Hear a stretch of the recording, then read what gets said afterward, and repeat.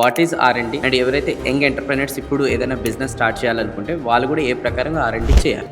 RMD అంటే research and development అండి. అంటే ఎనీ ఇండస్ట్రీ వాళ్ళు బిఫోర్ స్టార్టింగ్ ఎ బిజినెస్ వాళ్ళు ప్రాపర్ ఆర్ఎండి చేయాలి. ఆర్ఎండి అంటే ప్రోడక్ట్ మీద ఒకటే ఆర్ఎండి కాదు, మార్కెట్ని.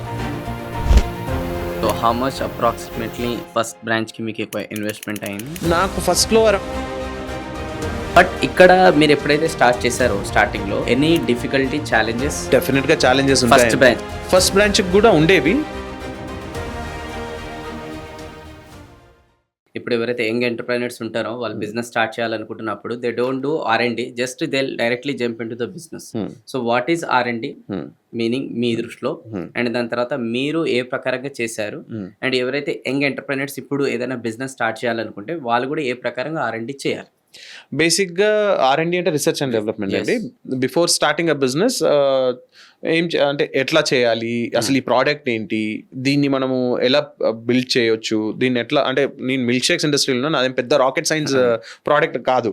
సో బట్ ఎనీ ఇండస్ట్రీ ఇప్పుడు నేను తర్వాత నోటీస్ చేసింది ఏంటి అంటే ఎనీ ఇండస్ట్రీ వాళ్ళు బిఫోర్ స్టార్టింగ్ ఎ బిజినెస్ వాళ్ళు ప్రాపర్ ఆర్ఎండి చేయాలి. ఆర్ఎండి అంటే ప్రోడక్ట్ మీద ఒకటే ఆర్ఎండి కాదు, సో మార్కెట్ని కూడా ప్రాపర్గా రీసెర్చ్ చేయాలి. రీసెర్చ్ చేసి మార్కెట్కి ఏ నీడ్ ఉంది. ఇప్పుడు ఫర్ ఎగ్జాంపుల్ ఇప్పుడు let's take an example of Swiggy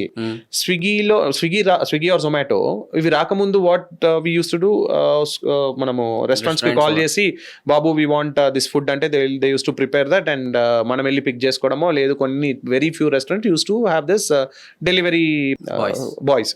but when in coming to ఆ పర్టికులర్ ప్రాబ్లమ్ ఏదైతే ఉందో, ఈ స్విగ్గీ జొమాటో వచ్చాక they solve that particular problem. They have done good research. Might be వాళ్ళకు కూడా ఏదో ఒక రోజు ఇలాంటిది అరే ఇంత లేట్ అవుతుంది ఇంకా ఫుడ్ రావట్లేదు అనుకున్న ఒక చిన్న ఐడియాతో స్టార్ట్ చేశారా అనేది God knows, but still. So A idea అయినా చిన్నది పెద్దది అని ఉండదండి. మనకు వచ్చే ప్రాబ్లం ఏదైతే ఉంటుందో ఆ ప్రాబ్లమ్ని అడ్రస్ చేస్తూ ఉంటే ఆ బిజినెస్ ఐడియా అంటే అది ఆ ప్రాబ్లం ఎంత పెద్దదై ఎంతమందికి ఎక్కువ అడ్రస్ చేయగలుగుతారు అనే దానిపైనే మన బిజినెస్ ఐడియా అనేది ఉంటుంది. సో నేను when compare to other products, milk shakes అనే ఒక చిన్న ప్రోడక్ట్ ని కూడా వాట్ ఐ థాట్ వాజ్ ఇండియాలో ప్రాపర్ గా మిల్క్ షేక్ సర్వ్ చేసే వాళ్ళు లేరు. వెరీ ఫ్యూ ఉన్నారేమో, నాకు తెలిసిన వాళ్ళు వెరీ ఫ్యూ ఉన్నారు. సో ఎస్పెషల్లీ ఇలాంటి ప్రోడక్ట్ చేసే వాళ్ళు నాకు తెలిసి ఆ రోజులలో ఎవరు లేరు. సో ఇలాంటి ప్రోడక్ట్ నేను తీసుకెళ్తే ఇండియాలో యాక్సెప్ట్ చేస్తారు. అండ్ మోర్ ఓవర్ ఇది ఎలా చేయాలి, మన టేస్ట్ బర్డ్స్ కి మనకి ఇండియన్స్ కి ఎట్లా నచ్చుతుంది, సో దాని ప్రకారంగా దీన్ని ట్వీక్ చేయొచ్చా. సో ఐస్ క్రీమ్ అంటే మనం ఇట్లా తింటాం, సో అప్పుడు థిక్ షేక్స్ అనే కాన్సెప్ట్ లేదు. సో థిక్ గా చేసే ఐస్ క్రీమ్ ని కూడా స్ట్రాతో తాగేలాగా they can enjoy the drink. Drive లో వెళ్ళే అప్పుడు లిక్విడ్ వర్షన్ ఆఫ్ షేక్సే ఉండేవి. సో డ్రైవ్ లో వెళ్ళే అప్పుడు ఎంజాయ్ చేయొచ్చు, షాపింగ్ చేసేటప్పుడు ఎంజాయ్ చేయొచ్చు, ఏదైనా ఖాళీగా కూర్చున్నప్పుడు మూవీ చూస్తూ ఎంజాయ్ చేయొచ్చు. సో ఈ ప్రోడక్ట్ అసలు there are different ways in we can get into market. So దీన్ని ప్రాపర్గా ట్వీక్ చేయాలి, మంచి ప్రోడక్ట్గా డిజైన్ చేసి మార్కెట్లోకి తీసుకురావాలి అని చెప్పేసి అక్కడ దొరికే రిసోర్సెస్తో నాకు మా కజిన్ బ్రదర్ ఎవరైతే ఉన్నారో హీ వాజ్ హోటలియర్ దేర్ లండన్లో, ఆ అన్న హెల్ప్ తీసుకొని అది ఎలా చేయాలి, అసలు ఏమేమి ఇంగ్రీడియంట్స్ వాడుతున్నారు, దీన్ని మన కాస్టింగ్ ఎంత పడుతుంది, అసలు ఇది వర్కౌట్ అవుతుందా కాదా, సో అసలు మనం ఇది ఏమైనా చేయడానికి మళ్ళీ ఇంకా ఏమన్నా హై అండ్ ఎక్విప్మెంట్స్ ఏమైనా కావాలా, ఇట్లా అన్ని రిసర్చ్ చేసి ఆ అన్నతో కూర్చొని నేను మార్కెట్లో చూసి ఫైనల్గా లేదు ఇది మనం చేయగలుగుతాం అన్న కాన్ఫిడెన్స్ వచ్చాక I decided to come back to India and start మేకజోమ్ మిల్క్ షేక్స్. అంటే ఏదో ఒక మిల్క్ షేక్ బ్రాండ్ అనుకున్నా, అప్పటికి మేకజోమ్ మిల్క్ షేక్స్ అనే పేరుతో నేను ఫిక్స్ అవ్వలేదు, ఒక మిల్క్ షేక్ బ్రాండ్ ఇండియాలో స్టార్ట్ చేద్దాం అనుకున్నా. Then I started spoke with lot of friends. So ఎవరు చూడు అరే వద్దు ఏం నడుస్తుంది అది ఇదని, మంచిగా హ్యాపీగా ఇక్కడ జాబ్ చేసుకోలేదు అంటే ఇక్కడ నుంచి మళ్ళీ ఇప్పుడు ఇక్కడ ఎంబీఏ అయిపోయింది కాబట్టి యూఎస్ వీసా వస్తుంది, యూఎస్కి వెళ్ళిపోయి అక్కడ జాబ్ చేసుకో అంటుండే. లేదురా నేను ఇది స్టార్ట్ చేస్తా అని అంటుండే. అప్పుడు కూడా అందరూ కొంతమంది సపోర్ట్ చేసే వాళ్ళు ఉన్నారు, కొంతమంది చాలా మంది వర్కౌట్ అవ్వదు అనే వాళ్ళే ఉన్నారు. ఇన్ఫాక్ట్ నేను అప్పుడు చాలా మందికి opportunity particular success. Yes. So అంటే నా మీద ఉన్న కాన్ఫిడెన్స్, నాకు ఆ ప్రోడక్ట్ మీద ఉన్న కాన్ఫిడెన్స్, నా విజన్, సో నేను చేసిన అసెస్మెంట్ డిఫరెంట్ గా ఉంది.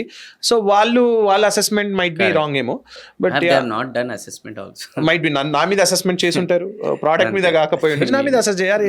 ఇప్పటివరకు ఏం సక్సెస్ లేదు కదా వీడికి, సో ఏదో చేస్తా అంటున్నాడు, వీడు ఏం చేయగలుగుతాడు, ఇప్పటివరకు ఏమీ పొడవలేదు, ఏం చేయలేదు వీడు, ఇప్పుడు వెళ్ళి పెద్ద ఏదో చేస్తా అంటున్నాడు, ఏం వర్కౌట్ అవుతుంది, అనవసరంగా మనం డబ్బులు పెడితే మనం బిస్కెట్ అవుతాం అనుకునే వాళ్ళు చాలా మంది ఉండేవాళ్ళు. ఎస్. బట్ కొంతమంది సపోర్ట్ చేసేవాళ్ళు. దాంట్లో నాకు మా బావ శ్రీనివాస్ అని చెప్పేసి వాసు బావ అండ్ మా ఫ్రెండ్ అభిలాష్ అని చెప్పేసి నా BTech friend, they trusted. We 3 of us started our first branch on Bangalore highway. Okay. So ఇది కూడా ఒక జర్నీ. మళ్ళీ ఏంటి అంటే మాకు హైదరాబాద్ లో నేను వచ్చాక ప్లేసెస్ కోసం చాలా తిరిగాను, ఎవరు కూడా ప్లేసెస్ ఇవ్వలేదు యాజ్ ఐ సైడ్. తర్వాత ఒక బెంగళూరు హైవే పైన వి గాట్ అ స్పాట్. అరే అంకుల్ ఇవ్వండి అంటే he convince and he gave that spot. తర్వాత పేరులో కూడా ఏ పేరు పెట్టాలి అని మల్టిపుల్ డిస్కషన్స్ అయినాయి. ఓకే. ఫస్ట్ లో ఒక పేరుకి బ్రేక్ అని పెట్టుకున్నాము, ఐస్ బ్రేకర్ అని పెట్టాం, because we use lot of ice cream. So దాన్ని బ్లెండ్ చేసి చేస్తాం కాబట్టి let's name it as ice break. అరే పేరులోనే నెగిటివ్ వైబ్ ఉందని మా అన్న అన్నాడు. అరే కరెక్టే కదా, మరి దెన్ పాజిటివ్ వైబ్ ఏంటి? ప్రపంచంలో పాజిటివ్ వైబ్, అన్నిటికంటే పాజిటివ్ వైబ్ ఉన్నది అమ్మ, మామ్. సో దాన్ని ఎవరు కూడా కాదనలేరు. ఓకే. సో యా అదే ఎమ్మటే ఇమ్మీడియట్ గా స్విచ్ అయింది ఏంటి మామ్. సో అండ్ ఎంతో స్టార్ట్ అయిన బ్రాండ్స్ అన్ని చాలా పెద్ద బ్రాండ్స్ అయినాయి. సో అదే సెంటిమెంట్ తో మనం కూడా ఎంతో స్టార్ట్ అవుతుంది, mom, all these are good things. So just mom shakes అంటే వెళ్ళవు కదా ఎట్లా అని చెప్పేసి దాన్ని ఎక్స్పాండ్ చేసి మేకర్స్ ఆఫ్ మిల్క్ షేక్స్ కింద నేమ్ పెట్టి we started our first branch on Bengaluru highway. Bengaluru highway. So how much approximately first branch కి మీకు ఎక్కువ ఇన్వెస్ట్మెంట్ అయింది? నాకు ఫస్ట్ లో అరౌండ్ 10 lakhs అయిందండి. Okay. So and what about this break even? Break even first branch 6 months లోపలనే అయిపోయింది. 6 months లోపల. సో టర్మినాలజీలో కొంతమందికి ఇది తెలియకపోతే ఏంటంటే బ్రేక్ ఈవెన్ అంటే ఒక 10 lakhs ఇన్వెస్ట్మెంట్ అనేది చేశారు కాబట్టి ఆ 10 lakhs మళ్ళా రిటర్న్ రావడం అనేది బ్రేక్ ఈవెన్ అంటారు అనమాట. అంటే ఎప్పటి వరకు మీకు ఇన్వెస్ట్మెంట్ చేసిన దాన్ని మీ బిజినెస్లో మీకు రిటర్న్ వచ్చిందని అంటే 6 monthsలో వచ్చేస్తుంది, which is very good compare to small business. Yes. So then అక్కడ నుంచి మీరు ఈరోజు 85 ఆల్మోస్ట్ బ్రాంచెస్ అంటే ఫ్రాంచైజీస్ అనేది ఇచ్చేశారు. బట్ ఇక్కడ మీరు ఎప్పుడైతే స్టార్ట్ చేశారో స్టార్టింగ్లో ఎనీ డిఫికల్టీ, ఛాలెంజెస్? డెఫినెట్ గా ఛాలెంజెస్ ఉంటాయి. ఫస్ట్ బ్రాంచ్ కంటే ఫస్ట్ బ్రాంచ్ కూడా ఉండేవి. ఫస్ట్ లో బేసిక్ గా నేను ఫుల్ మెన్యూతో వచ్చాను, ఒక కెఫే లాగా పెడదాము, milk shakes and other things అని చెప్పేసి. సో అప్పుడు నాకు some times challenges or opportunities. So నాకు అక్కడ నాకు ఎవరైతే స్పేస్ ఇచ్చారో ఆ అంకుల్ ఉండి నేను ఫుడ్ అలౌ చేయను అన్నాడు, because he's having restaurant. Initial గా అన్ని ఓకే అన్నాడు, మేము ప్రిపేర్డ్గా ఉన్నాము, స్టాఫ్ తో, R&Dతో, మెషినరీతో అన్ని ప్రిపేర్డ్గా ఉన్న టైంలో అతను వచ్చేసి లేదు నేను ఓన్లీ మిల్క్ షేక్ అయితేనే ఇస్తా, మిగతా ఫుడ్ ఐటమ్స్ కి ఇవ్వను అన్నాడు. అరే ఫుల్ డిసప్పాయింట్మెంట్ అప్పుడు. అరే ఎందుకు, ఫస్ట్ బిజినెస్ కదా. సో అరే ఇవన్నీ పెడితే మనకి మంచి బిజినెస్ అవుతుంది అంత నాలెడ్జ్ లేదు బేసిక్ గా. 23 years అంటే నేను బేసిక్ గా బిజినెస్ బ్యాక్గ్రౌండ్ ఉన్న ఫ్యామిలీ నుంచి రాలేదు. సో అరే ఎట్లా అనుకున్నాం కానీ లేదు, లెట్స్ గో ఫర్ ఇట్. మనం major product is milk shakes, దాని మీద వెళ్ళి చూద్దాం, లెట్స్ వర్క్ అని చెప్పేసి లెట్స్ ఎగ్జిక్యూట్ అని చెప్పేసి ఎగ్జిక్యూట్ చేశాము. థ్యాంక్ గాడ్ అతను అలౌ చేయకపోయింది, నాకు ఆ టైంలో అది కరెక్ట్ అయింది. బికాజ్ ఒకవేళ నేను అవన్నీ పెట్టుంటే నా ఎక్స్పాన్షన్ అనేది అంత ఈజీ అవ్వకపోయేది. సో మీకు ఒక యూఎస్పీ క్రియేట్ కాకపోయేది. ఎస్. సో అందరిలాగా కామన్ గా అయిపోతుంది. ఎస్, అందరిలాగా కామన్ గా అయ్యేది. సో అది ఒక డిఫరెంట్ అప్రోచ్ లో వెళ్ళేదేమో. So but milk shakes only exclusive milk shake bar లాగా అయిపోయింది. సో మమ్మల్ని మేము ఆ ఛాలెంజ్ ని కూడా we converted into an opportunity. So we named our self as exclusive milk shake brand అప్పట్లో.